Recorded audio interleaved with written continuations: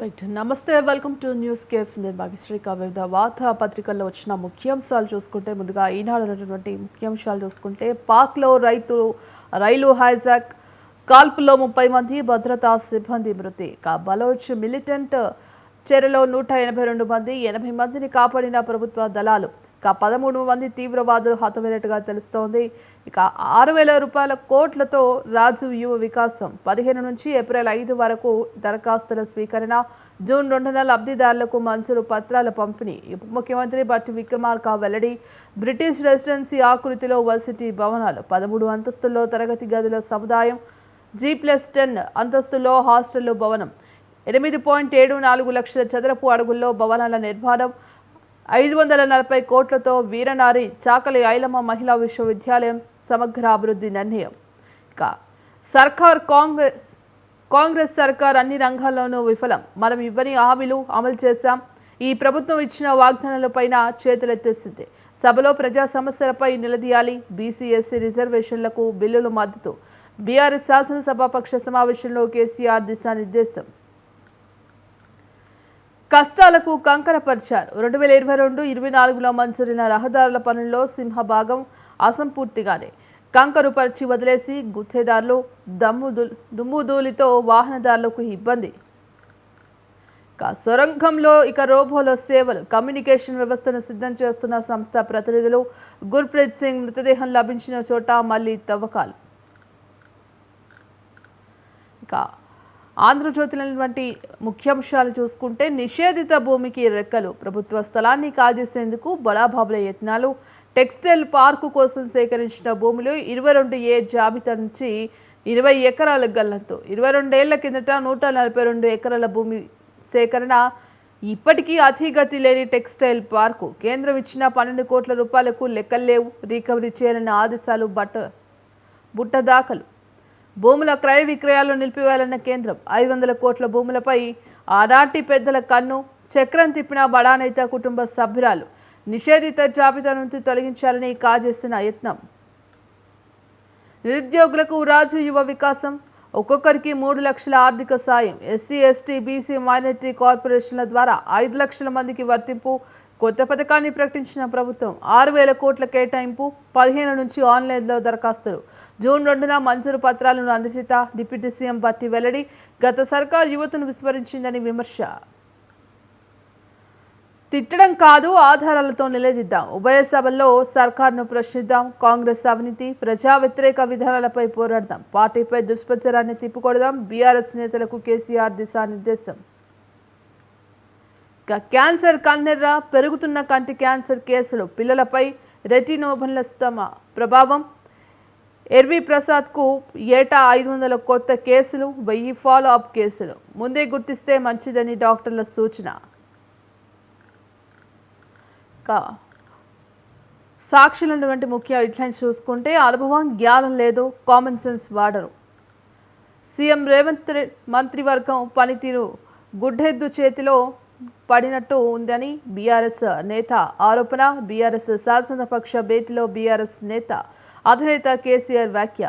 Party senior సభ్యులు shadow క్యాబినెట్లా వ్యవహరించాలి. గతేడాది కాలంలో రాష్ట్ర ఆర్థిక వ్యవస్థ కుదలైంది. ప్రభుత్వ అప్పులు, బడ్జెట్ లెక్కలపై అధ్యయనం చేయాలి. ప్రతి అంశంపై ఆధారాలతో ప్రభుత్వ వైఖరిని ఎండగట్టాలి. రైతాంగ సమస్యలే కేంద్రంగా నిలదీయాలి. బీఆర్ఎస్ పై నిందలు బలంగా తిప్పికొట్టాలని కేసీఆర్ దిశానిర్దేశం. గ్రూప్ 2 టాపర్గా హరవర్ధన్ రెడ్డి 600 మార్కులకు 447.088 మార్కులు. అభ్యర్థుల జనరల్ ర్యాంకులు వెల్లడించిన టీజీపీఎస్టీ కమిషన్ వెబ్సైట్లో అభ్యర్థుల ఓఎంఆర్ స్కాన్ కాపీలు. టాప్ 31 ర్యాంకుల్లో అందరూ పురుష అభ్యర్థులే. మినీ ఇండియా మ్యారథాన్, భారత్కు గ్లోబల్ సౌత్కు మధ్య ఒక వంతెన, భారతదేశ కుటుంబంతో ఒక అంతర్భాగం. ప్రవాస భారతీయుల సమావేశంలో ప్రధానమంత్రి నరేంద్ర మోదీ స్పష్టీకరణ. మోదీ 2 రోజుల మ్యారథాన్ పర్యటన ప్రారంభం. మోదీకి ఘన స్వాగతం పలికిన మ్యారథాన్ ప్రభుత్వం, తరలివచ్చిన ప్రధానమంత్రి వర్గం. సర్కార్ ఆశలు తూస్, క్రమబద్ధీకరణకు అర్హత గల దరఖాస్తులు 20 లక్షలు, ఆదాయం అంచనా 20,000 కోట్లు. ఇప్పటి వరకు ఫీజు చెల్లించింది 30,000 మంది మాత్రమే. సర్కార్కు సమకూరినది 50 కోట్ల లోపే. ఇక నమస్తే తెలంగాణ ఉన్నటువంటి అంశాలు చూసుకుంటే కనుక కాంగ్రెస్ పతనమై ఇప్పటికిప్పుడు ఎన్నికలు జరిగితే బీఆర్ఎస్దే ఘన విజయం. ఇక కాంగ్రెస్ ఏడాది పాలనపై ప్రజల్లో అసంతృప్తి. గత బీఆర్ఎస్ పాలన 100 రెట్లు నయమేనని అభిప్రాయం. రాష్ట్రంలో ఇప్పుడు ఎన్నికలు వస్తే కారుకే ఓటు, హస్తం అడ్రస్ గల్లంతూ వచ్చేది 21 సీట్లే. 87 సెగ్మెంట్లలో బీఆర్ఎస్ గెలుపు ఖాయం. ప్రతిపక్ష పాత్రలో బీజేపీ పూర్తి వైఫల్యం. ముఖ్యమంత్రిగా మళ్లీ కేసీఆర్కే జనం ఓటు. జాతీయ మీడియా సంస్థ సర్వేలో వెల్లడి. ఇక కాళేశ్వరంపై కక్ష, కర్కశకులకు శిక్ష. తెలంగాణ జీవనధారపై కాంగ్రెస్ సర్కార్ కుట్ర. ఎత్తిపోసే వీలున్న అక్కసుతో అడ్డుపుల్లలు.